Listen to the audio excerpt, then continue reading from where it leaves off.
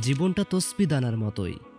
একবার হায়াতের সুতো কেটে গেলে সকল স্পন্দন, সকল সরল সামঞ্জস্য ভেঙে পড়ে হুড়মুড় করে। অথবা সেই বরফখণ্ডের মতো সূর্যের তীব্র তেজ, যাকে গলিয়ে দিচ্ছে প্রতিদিন প্রতিনিয়ত। অনিবার্যভাবে সেই বরফখণ্ড একদিন গলে নিঃশেষ হবেই। মৃত্যুর মতো কঠিন কিন্তু অতি বাস্তব আর কিছু নেই। জীবনের সকল আয়োজন, সমৃদ্ধি, পরিণতি মূলত মৃত্যুরই অনুষঙ্গ। মৃত্যুকে উপলক্ষ করেই জীবনের উন্মেষ। একটি নতুন জীবন মানে একটি অনিবার্য মৃত্যুর ইশতেহার।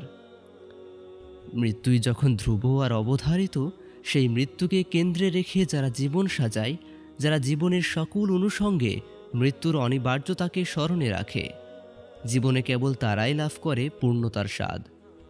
জগতের যত মহাবীর, মহানায়ক, যারা মরে গিয়েও বেঁচে আছেন মানুষের হৃদয়ে আকুতি ভরা স্মরণে, তাদের জীবনে মৃত্যুই ছিল ভাবনার কেন্দ্রবিন্দু।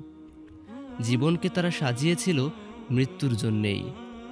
হায়াতের নির্ধারিত দিন ফুরিয়ে গেলে একদিন আমরা সকলে পাড়ি জমাবো অনন্তের আখিরাতে। রেখে যাব আমাদের সমস্ত দেন দরবার, কোলাহল এবং সম্পর্কের সমস্ত সুর। সেই একাকী জীবনে চলে যাওয়ার আগে কিভাবে রাঙিয়ে যাব দুনিয়ার জীবন, কিভাবে জীবনকে ভরে তুলব সার্থকতার স্বাদ এবং পূর্ণতার আনন্দে। জিজ্ঞাসু মনের এমন কৌতূহলের খানিকটা উত্তর মিলতে পারে লেখক আরিফ আজাদের লেখা হায়াতের দিন ফুরলে বইতে। জীবন, মৃত্যু আর আখিরাতের মাঝে একটি অনিন্দ্য সুন্দর সেতুবন্ধন তৈরিতে বইটি হতে পারে আপনার পাঠ্যতালিকায় একটি চমৎকার সংযোজন। সেরা ছাড় এবং সেরা অফারে বইটা সংগ্রহ করা যাবে রকমারি.com থেকে।